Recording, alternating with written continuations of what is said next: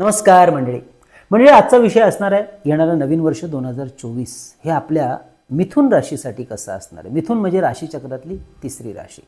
सर्वप्रथम आपल्याला येणाऱ्या या नवीन वर्षाच्या अनेक हार्दिक शुभेच्छा आमच्या ज्योतिष कट्टाच्या टीमच्या वतीने।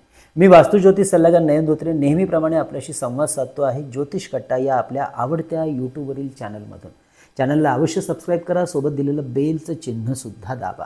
हे वार्षिक राशी भविष्य आपण चंद्र राशी आणि लग्न राशी म्हणजे प्रथम स्थानातली राशी आणि आपली जन्म राशी या दोघांचं कॉम्बिनेशन्स करून माहिती घेत आहोत। तेव्हा आपल्या कुंडलीमधल्या ह्या दोन्ही राशी आपल्याला जाणून घ्यायच्यात, त्यामुळे दोन व्हिडिओ पाहायला लागतील, लग्न राशीचा सुद्धा आणि चंद्र राशीचा, आणि त्याचा एक सुवर्ण मध्य आपल्याला साधायचा आहे।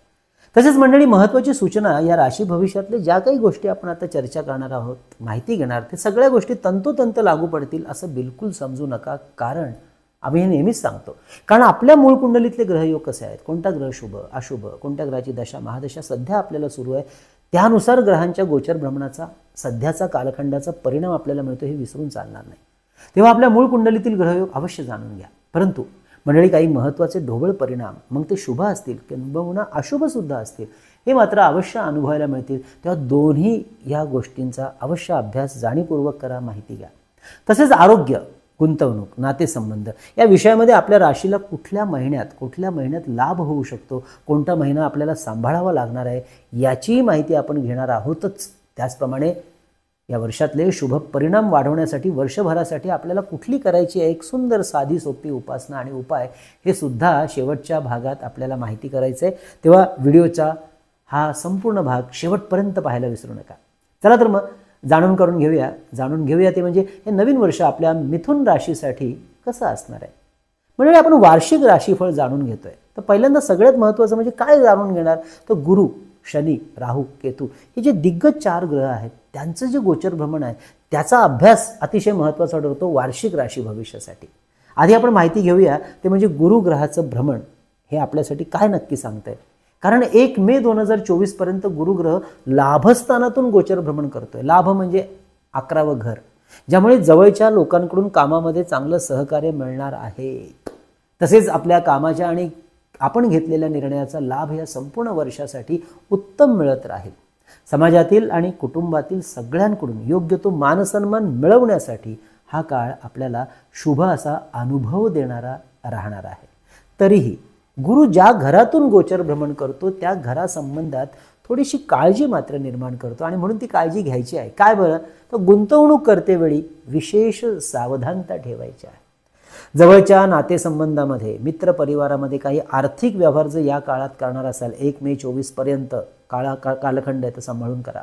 मात्र गुरुग्रहाची दृष्टी नेहमी शुभ परिणाम निर्माण करते, लाभ मिळवून देणारी ठरते। तर अशा गुरुग्रहाची शुभ दृष्टी कुंडलीच्या 3 घरांवरती पडते आणि त्या बाबतीतले शुभ फळं आपल्याला मिळताना दिसतात, तर ती जाणून घेऊया। गुरुग्रहाची 5वी शुभ दृष्टी कुंडलीच्या पराक्रम स्थानावर पडते आहे। पराक्रम स्थान, भावंडांचं स्थान, 3रं घर, कामाच्या ठिकाणी भावंडांची साथ त्यामुळे चांगली मिळताना दिसेल। तर एखाद्या मोठ्या व्यवहारासाठी, नवीन कामाची, व्यवसायाची सुरुवात करण्यासाठी म्हणजेच घेतलेले धाडसी निर्णय, व्यवसाय करायला धाडस लागतं, हे धाडसी निर्णय आपल्याला भविष्यात चांगलं यश मिळवून द्यायला मदत करते। ज्यांच्या कुटुंबामध्ये संपत्ती किंवा वारसा हक्काच्या बाबतीत काही वादविवाद, गैरसमज असतील, तर त्यावर योग्य ती चर्चा, मार्गदर्शन आणि निर्णय घेण्यासाठी हा वर्षाचा पहिला एप्रिल मे पर्यंतचा कालखंड, जानेवारी ते मे, अनुकूल राहील, योग्य राहील। गुरुग्रहाची 7वी शुभदृष्टी कुंडलीच्या 5व्या घरावर, पंचम स्थानावर पडत असल्यामुळे विद्यार्थी वर्गाला शिक्षणाच्या बाबतीमध्ये जे काही महत्त्वाचे निर्णय घ्यायचे आहेत ते अवश्य 2024च्या मे महिन्याच्या आधी पूर्वी घेतलेले बरे राहतील। तर संततीचा निर्णय घेण्यासाठी सुद्धा हा कालखंड आपल्या राशीच्या मंडळींना उत्तम साथ देणारा राहतो आहे। गुरुग्रहाची भाग्यकारक 9वी दृष्टी 7व्या घरावर पडते आहे, ज्यामुळे ज्यांना विवाहाचा निर्णय घ्यायचा आहे त्यांनी अवश्य एप्रिल 2024 पूर्वी विवाहाचा मुहूर्त काढावा। कारण 1 मे 2024 नंतर आपल्या राशीला गुरुग्रह 12वा येतोय, जे विवाहासारख्या मंगल कार्यासाठी तितकंसं शुभ समजलं जात नाही। अर्थात गुरु शांती करून आपण विवाह करू शकता। तसेच जे विवाहासाठी आपण प्रयत्न करत आहात त्यांनी सुद्धा जरा घाई करावी आणि विवाह जुळवण्याच्या आपल्या प्रयत्नांचा जोर वाढवावा आणि कुटुंबियांना सुद्धा सहकार्य करावं। आपल्या जोडीदाराबरोबरचे संबंध या काळामध्ये अत्यंत प्रेम वाढवणारे आणि माधुर्यपूर्ण राहतील. प्रेम संबंध जुळवून येण्यासाठी सुद्धा या गुरुग्रहाच्या दृष्टीचा लाभ आपल्या मंडळींना मिळताना दिसतो आहे. तसेच आपल्या प्रेमाचं रूपांतर लग्नात करण्यासाठी अवश्य संधी आणि निर्णय या काळामध्ये आपण घेऊ शकता. 1 मे 2024 पूर्वी आपल्या परिवाराची सुद्धा या बाबतीमध्ये आपल्याला चांगली साथ मिळेल, मार्गदर्शन मिळेल. 7वं घर हे व्यवसायाची यशस्वी सुरुवात करण्यासाठी, नव्याने व्यवसायात येण्यासाठी, तर ज्यांना भागीदारीमध्ये व्यवसाय करायचा आहे त्यांच्यासाठी किंवा जे भागीदारीत करतायत आणि स्वतंत्र व्यवसाय सुरू करायचा आहे त्यांच्यासाठी सुद्धा लाभदायक ठरतो. तेव्हा व्यवसायाचा श्री गणेशा अवश्य एप्रिल 2024 पूर्वी करावा, कारण 1 मेला गुरु बदलतोय, 12वा येतोय. अर्थात मंडळी, व्यवसाय करण्यापूर्वी योग्य अशी माहिती, मार्केटिंग, रिसर्च यावर अवश्य लक्ष द्या. नुसता व्यवसाय सुरू करू नका. नाही तर बऱ्याचदा काय होतं, योग आलाय म्हणून आपण व्यवसायाची सुरुवात करतो आणि नंतर मात्र अडचणी येतात. तेव्हा योग्य माहिती, योग्य प्रशिक्षण, योग्य अभ्यास, योग्य कष्ट आणि योग्य नियोजन याची पूर्वतयारी करूनच व्यवसायामध्ये या.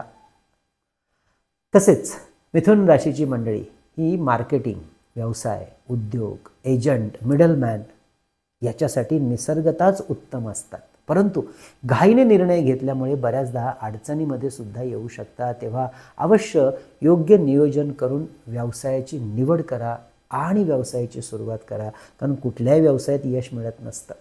आपल्या कुंडलीच्या बारकाईने केलेल्या अभ्यासावरून आपल्यासाठी कुठला व्यवसाय योग्य राहील, कुठल्या अडचणी येऊ शकतील आणि त्या सगळ्यांचं नियोजन कसं करायचं आहे याचा अभ्यास मात्र अवश्य करून घ्या. आपण यालाच म्हणतो ज्योतिषशास्त्रामध्ये करिअर ॲस्ट्रॉलॉजी कन्सल्टन्सी.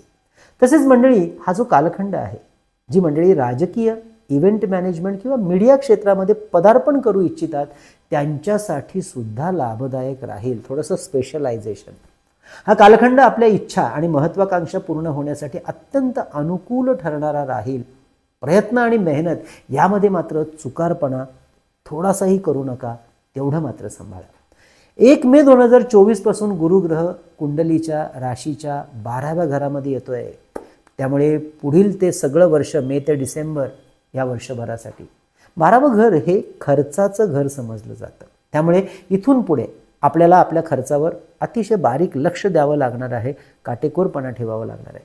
पैशाचं नियोजन करूनच आपल्याला चालावं लागणार आहे. तसेच या पुढील काळात मे ते डिसेंबर एखादं लोन वगैरे घेणार असल्यास त्या लोन, म्हणजे जो काही आपण लोन घेणार त्या पैशाचा वापर योग्य ठिकाणी करण्याची जबाबदारी सुद्धा आपल्याला घ्यावी लागणार आहे काटेकोरपणे. कोणालाही पैशाची मदत करतेवेळी चांगलंच आहे, पण ती मदत करतेवेळी सुद्धा अधिक सावधानता ठेवावी लागणार आहे. त्याचे आधीचे व्यवहार अवश्य तपासून पहा. मात्र या 12व्या घरातील गुरुग्रह परदेशात काम करण्यासाठी, परदेशात व्यापार करण्यासाठी, वाढवण्यासाठी अत्यंत सुमधुर असे संबंध परदेशात तयार करण्याला मदत करणारा राहणार आहे. याचा मात्र अवश्य विचार लक्षात घ्यावा. जी मंडळी परदेशाशी संबंधित कार्याशी जोडलेली आहेत, अगदी व्यापार, उद्योग किंवा नोकरीच्या निमित्ताने. त्यामुळे इम्पोर्ट एक्सपोर्ट क्षेत्रातील मंडळींना हा कालखंड अनुकूलता वाढवतोय. याच काळामध्ये आपल्याला आपल्या जोडीदाराबरोबरचे संबंध बिघडणार नाहीत याची सुद्धा काळजी घ्यायची आहे. यासाठी आपल्याला आपल्या रागावर, आपल्या वाणीवर नियंत्रण ठेवणं गरजेचं राहील. काही गोष्टी अशा वेळेला सोडून देणं हाच उत्तम पर्याय राहील, म्हणजे वाद विकोपाला जाणार नाहीत. 12व्या गुरुच्या या कालखंडात आध्यात्मिक साधना आणि उपासना याकडे कल मात्र वाढताना दिसेल. तर धार्मिक कार्यामध्ये खर्च होईल, ज्याचा लाभ अर्थातच आपली मानसिक शांतता आणि एक गुरु आशीर्वाद मिळण्यासाठी उत्तम होईल. या वर्षाचा दुसरा कालखंड आपल्या नेहमीच्या कामातील उतार चढावाचा राहतो आहे. तेव्हा सावध राहून निर्णय घ्या. सुरू असलेल्या कामावर पूर्ण लक्ष केंद्रित करा. कोणत्याही लोभाला बळी पडून गुंतवणूक करू नका किंवा कुठल्याही कामामध्ये येऊ नका. कामामध्ये आणि यशामध्ये कुठलाही शॉर्टकट शोधू नका. मात्र गुरुग्रहाची शुभदृष्टी आपल्या सुख, रोग आणि 8व्या स्थानावर पडत असल्यामुळे याच काळात आपलं भूमी, भवन, वाहन या संदर्भातली स्वप्न पूर्ण होण्यास मदत होणार आहे. तर जुनी वास्तू विक्री होण्यासाठीचे अवश्य आपण जर प्रयत्न करत असाल तर या दुसऱ्या कालखंडात अवश्य ते प्रयत्न वाढवा. आरोग्याच्या तक्रारींवर कायमस्वरूपी योग्य इलाज होण्यासाठी हा कालखंड उत्तम राहील. तसेच आपल्या कार्यातील गुप्त शत्रूंच्या त्रासातून सुद्धा मुक्तता होण्यासाठी योग्य अशी संधी निर्माण होताना दिसत आहे. त्यामुळे कामातली गती वाढताना दिसेल. आता जाणून घेऊया शनी महाराज. शनी महाराज आपल्यासाठी काय बरं फळं देत आहेत या संपूर्ण वर्षभरामध्ये? तर महत्त्वाची गोष्ट म्हणजे आपल्या राशीसाठी शनी ग्रह हा भाग्यस्थानाचा स्वामी ग्रह असून या संपूर्ण वर्षभरामध्ये शनीचं भ्रमण याच भाग्यस्थानातून त्याच्या मूळ त्रिकोण राशीमधून म्हणजे कुंभ राशीतून सुरू राहणार आहे. म्हणजे या वर्षात शनी कुठेही बदल करत नाही, जे अत्यंत शुभ समजलं जातं. विशेष करून जी मंडळी शेती व्यवसाय, शेतीपूरक व्यवसाय, लोखंड, तेल, ऑटोमोबाईल, मशिनरी, हार्डवेअर, खाणकाम, मेकॅनिझम, कोळसा, बांधकाम व्यवसाय, कायदा, लॉ, आर्थिक किंवा शेअर मार्केट सल्लागार, ट्रस्टी एखाद्या कार्याचे, अशा क्षेत्राची संबंधित कार्यात नोकरी किंवा व्यवसायाच्या निमित्ताने जी मंडळी कार्यरत आहेत त्यांना अधिक यश संपादन करण्यासाठी उत्तम राहणार आहे शनी महाराजांचा आशीर्वाद. आणि म्हणूनच अशा क्षेत्रात ज्यांना करिअरची सुरुवात करायची आहे त्यांनी अवश्य या वर्षामध्ये नियोजन करायला हरकत नाही. त्याचप्रमाणे ज्यांना या विषयामध्ये अभ्यास करायचा आहे किंवा निवडायचा आहे त्यांनी सुद्धा अवश्य या वर्षात आपला हा विचार करिअर डेव्हलप करण्यासाठी, शिक्षण घेण्यासाठी अंमलात आणायला हरकत नाही. तसेच भाग्यस्थानातील हा शनी उच्च शिक्षणासाठी परदेशात जाण्याच्या आपल्या स्वप्नांना पूर्णत्वाला नेण्यासाठी सुद्धा अनुकूलता वाढवतोय. ज्यांना लॉंग टर्म गुंतवणूक करण्याचा निर्णय घ्यायचा आहे या वर्षभरामध्ये त्यांच्यासाठी तर हा शनी अत्यंत अत्यंत लाभदायक राहील. शनीची दृष्टी मात्र सांभाळावी लागते. शनीची पडे दृष्टी जयावरी चकनाचूर होई तयाचा. शनीची दृष्टी ही लाभ, पराक्रम आणि रोगस्थानावर पडत असल्यामुळे आर्थिक नियोजन आधी सांगितल्याप्रमाणे अत्यंत नियोजनपूर्वकच करावं लागणार आहे. काय होतं मंडळी की बऱ्याचदा पैसा मिळवणं, कमवणं हे कंपॅरेटिव्हली सोपं असतं, मात्र पैसे योग्य ठिकाणी गुंतवणं मात्र फार सांभाळून करावं लागतं. आणि हीच सूचना लाभस्थानावर पडणारी शनीची दृष्टी आपल्याला सांगते आहे की सांभाळून गुंतवणूक करा, लोभाला बळी पडू नका, अभ्यास करून गुंतवणूक करा, स्वतःचा अभ्यास करून करा. तिसरं घर म्हणजे भावंडांचं स्थान, यामध्ये शनी ग्रहाची दृष्टी पडत आहे. अशा वेळी मोठ्या भावंडांची साथ मिळेल, परंतु आपल्यापेक्षा जी छोटी भावंडं आहेत तर ह्या छोट्या भावंडांशी मात्र थोडं जुळवून घ्यावं लागणार आहे. विशेष करून वडिलोपार्जित धनसंपत्ती या विषयामधले वाद वाढू शकतात. छोट्या भावंडांबरोबर मतभेद होण्याची शक्यता. अशा वेळी कुटुंबातली जी वडीलधारी मंडळी त्यांचा अवश्य सल्ला घ्या, आपल्यासाठी बरं राहील. तसेच शत्रुस्थानावरील शनी ग्रहाची दृष्टी आपल्याला कॉन्ट्रोवर्सीपासून सांभाळायला सांगत आहे. हा मंडळी काय होतं, सध्या बऱ्याचदा आपण बोलतो योग आणि समोरचा माणूस अर्थ वेगळा काढतो आणि म्हणूनच आपल्या बोलण्यावरती अधिक लक्ष द्यायचं आहे. उगाचच गुप्त शत्रूमध्ये वाढ होणार नाही, कोणाला डिवसण्याच्या भानगडीतच पडू नका, यासाठी लक्ष द्या. राजकारण आणि समाजकारण यामध्ये कार्यान्वित असल्यास उगाचच आपल्या बोलण्यातून, आपल्या कृतीमधून विरोधकांच्या हाती आयतं कोलीत मिळणार नाही, याची काळजी मात्र आपल्याला प्रचंड घ्यायची आहे या संपूर्ण वर्षभरामध्ये शनीची दृष्टी म्हणून. सोशल मीडियावर आपण आपली मतं आणि विधानं सांभाळून पोस्ट करा. पराक्रम आणि रोगस्थानावर गुरुग्रहाची सुद्धा दृष्टी पडत आहे. यामुळे ही स्थानं बऱ्यापैकी बॅलन्स होताना दिसतील. म्हणजे शनी अशुभत्व तर गुरु शुभत्व. तरीही ज्यांना हाडांचे आजार आहेत, कॅल्शियम डेफिशियन्सी, संधिवात आहे, स्किन इन्फेक्शन्स आहेत, त्यांनी अवश्य आपल्या डॉक्टरांच्या सल्ल्याने वागलेलं उत्तम राहील. विशेष करून एप्रिल 2024 पर्यंत आरोग्याच्या तक्रारींकडे जर आपण विशेष लक्ष देत आहे तर त्याचा खूप चांगला फायदा होईल. त्यानंतर गुरुग्रहाची दृष्टी लाभदायक राहणार आहे आरोग्याच्या बाबतीत, त्यामुळे अवश्य प्लॅनिंग करा. आता आपण माहिती घेऊया राहू आणि केतू या संदर्भात.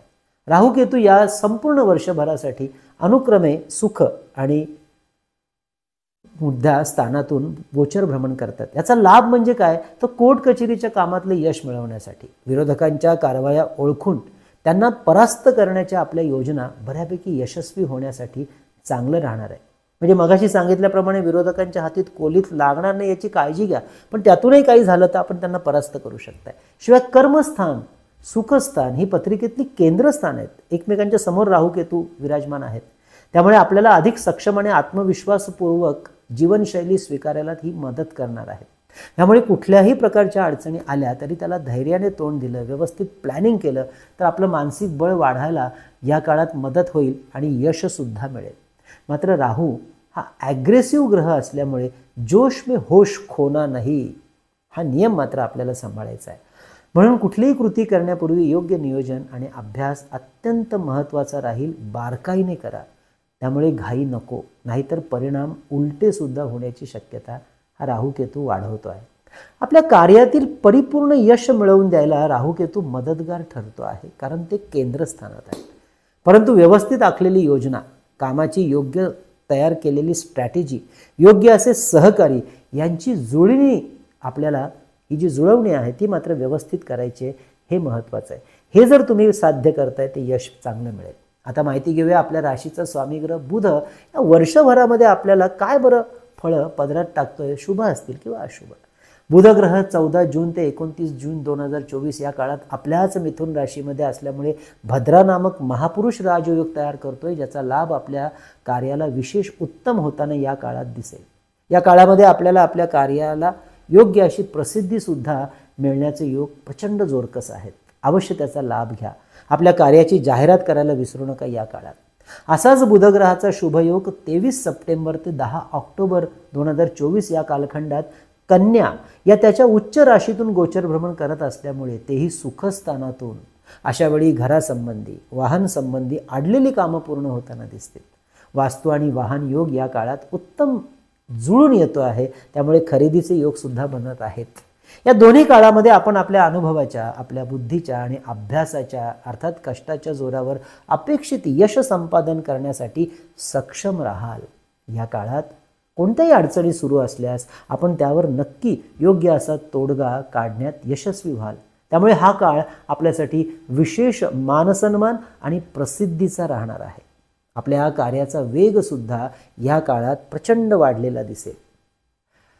मात्र 7 मार्च ते 25 मार्च 2024 या काळामध्ये बुधग्रह मीन या त्याच्या नीच राशीमधून भ्रमण करतो आहे. अशा वेळी आपल्या कार्यातील प्रत्येक गोष्टींकडे स्वतः जातीने व्यवस्थित बारकाईने लक्ष ठेवणं महत्त्वाचं राहत आहे. कारण हे भ्रमण कर्मस्थानातून होणार आहे, दशमस्थानातून. अशा वेळी कामाच्या ठिकाणी आपल्याबरोबर असलेल्या तसेच आपल्या वरिष्ठांशी, ह्या दोनही लोकांना आपल्याला जुळवून घ्यायचं, म्हणजे आपले सहकारी सुद्धा, कनिष्ठ सुद्धा आणि वरिष्ठ सुद्धा. मंडळी, ही होती आपल्या मिथुन राशीची ग्रह स्थिती या नवीन वर्षात 2024 मध्ये आपल्याला काय फळ देते त्याबद्दलची. या वर्षातले शुभ परिणाम जर आपल्याला वाढवायचे आहेत, अर्थातच वाढवायचेच आहेत, त्यासाठी आपल्या पंचम आणि नवम स्थानातील ग्रहांची आणि त्या ग्रहदेवतेंची उपासना वाढवायची आहे. म्हणजे काय, तर या संपूर्ण वर्षभरामध्ये ओम श्रीम नमः हा लक्ष्मीकारक मंत्राचा पाठ रोज 1 माळ, तोही कमलकट्टा किंवा स्फटिकाच्या माळेवरती सकाळच्या वेळी अवश्य करत जा. ज्यांना शक्य होईल त्यांनी अवश्य आपल्या देवघरामध्ये किंवा उत्तर दिशेला भिंतीवर कुबेर लक्ष्मी यंत्राची स्थापना या वर्षभरात अवश्य करून घ्या आणि त्यासमोर हा लक्ष्मीचा बीजमंत्राचा पाठ करायला सुरुवात करा. तसेच आपल्या भाग्यस्थानाचा ग्रह आहे शनी, आणि हा शनी ग्रह असल्यामुळे शनिवारी भीमरूपी मारुती स्तोत्र पठण करा. कालभैरव अष्टका स्तोत्राचा पाठ अवश्य शक्य झालं तर रोज संध्याकाळच्या वेळेला म्हणायला सुरुवात करा. ह्या वर्षभरामध्ये 1 मे नंतर गुरुग्रह राशीला 12वा येत असल्यामुळे ज्यांना शक्य होईल त्यांनी सोमवार, गुरुवार, शनिवार या दिवशी गुरुचरित्रातला 18वा अध्याय सांपत्तिक स्थितीमधली भरभराट येण्यासाठी अवश्य वाचनात ठेवा. हा अध्याय स्त्री पुरुष कुणीही वाचू शकतात. आपल्या देवघरात या वर्षभरात गुरुग्रहाची अनुकूलता वाढवण्याकरता गुरुग्रह यंत्र सुद्धा स्थापन करू शकता. म्हणजे आध्यात्मिक साधना आणि उपासना ही नेहमीच आपलं मानसिक आणि आत्मिक बळ वाढवायला मदत करतात. आलेल्या चांगल्या वाईट प्रसंगांना धैर्याने तोंड द्यायला अंतरस्फूर्तीने मदत करतात.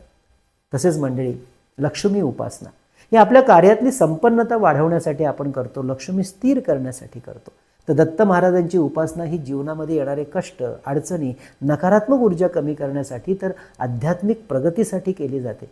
अशाच लक्ष्मी आणि दत्त महाराजांच्या विविध स्तोत्र आणि उपासनांची सामूहिक साधना उपासना करण्यासाठी, त्यातलं तंत्र माहिती करून घेण्यासाठी आपल्या ज्योतिष कट्टाच्या वतीने दत्तक्षेत्र नरसोबावाडी या ठिकाणी जानेवारी 26, 27, 28 वार शुक्रवार, शनिवार, रविवार या नवीन वर्षामध्ये धार्मिक कार्याचं आयोजन केलेलं आहे. आपल्याला सुद्धा या कार्यक्रमामध्ये सहभागी व्हायचं असेल अवश्य व्हा, कारण या ठिकाणी आपण विविध मंत्रांची माहिती करून घेणार आहोत. मंत्र सिद्ध करण्यासाठी सामूहिक मंत्र साधना करणार आहोत, त्यातलं तंत्र आणि काही सुंदर अशा हस्तमुद्रा सुद्धा शिकणार आहोत. आणि याची माहिती घ्यायची असेल तर व्हॉट्सअप करा, माहिती घ्या. संपर्क नंबर आहे 9892156163. हा आमच्या थंबनेलवर आणि खाली डिस्क्रिप्शन बॉक्समध्ये आम्ही नेहमीच दिलेला असतो. म्हणजे याच नंबरवरती आपण फोन पे करून आम्ही जी 2 पुस्तकं प्रकाशित केलेली आहेत त्यातलं विविध स्तोत्र आणि मंत्र यांचं संकलित केलेलं पुस्तक चैतन्य लहरी, शिवाय या स्तोत्र आणि मंत्रांचा वापर कसा करायचा ही माहिती सुद्धा दिलेली आहे. 331 रुपये फोन पे करून त्याचा स्क्रीनशॉट, तुमचा संपूर्ण पत्ता, पिनकोड नंबर आम्हाला सगळं आमच्या मगाशी सांगितलेल्या नंबरवरती व्हॉट्सअप करा. पुस्तक तुम्ही भारतात कुठेही असाल 7 ते 8 दिवसात आपल्यापर्यंत पोहोचवण्याची व्यवस्था केली जाते. अगदी याच पद्धतीने आपण मागवू शकता परमपूज्य टेंबेस्वामी महाराजांनी लिहिलेला अप्रतिम ग्रंथ श्री सप्तशती गुरुचरित्र सार 151 रुपये फोन पे करून. तसेच शुभ मुहूर्तावर अभिमंत्रित आणि सिद्ध केलेली विविध ग्रहांची यंत्र, विद्यार्थ्यांसाठी एकाग्रता स्मरणशक्ती वाढवण्यासाठी गणेश रुद्राक्ष, सिद्धी गणेश यंत्र, सरस्वती यंत्र, तर आपल्या ऐहिक सुखासाठी आपल्या कार्यालयात आणि वास्तूमध्ये ठेवता येणारं श्री यंत्र, कुबेर यंत्र, वास्तुदोष निवारण यंत्र, मेरुश्री यंत्र, अन्नपूर्णा यंत्र, लक्ष्मी कवडी यांची सुद्धा आपण माहिती व्हॉट्सअपद्वारे घेऊन अवश्य आपली ऑर्डर बुक करू शकता. तर मंडळी, असं आहे एकंदरीत मिथुन राशीचं वार्षिक राशीफळ 2024 मधलं. पुढच्या भागामध्ये आपल्याला जाणून घ्यायचं आहे मिथुन राशीनंतर येणारी चंद्राची अत्यंत सुंदर अशी कर्क राशी कशी असणार आहे. तर मंडळी, हे संपूर्ण वर्ष आपल्याला यशाचं भाग्याचं जावं हीच भगवंताचरणी प्रार्थना. कळावे लोभाय असावा. धन्यवाद.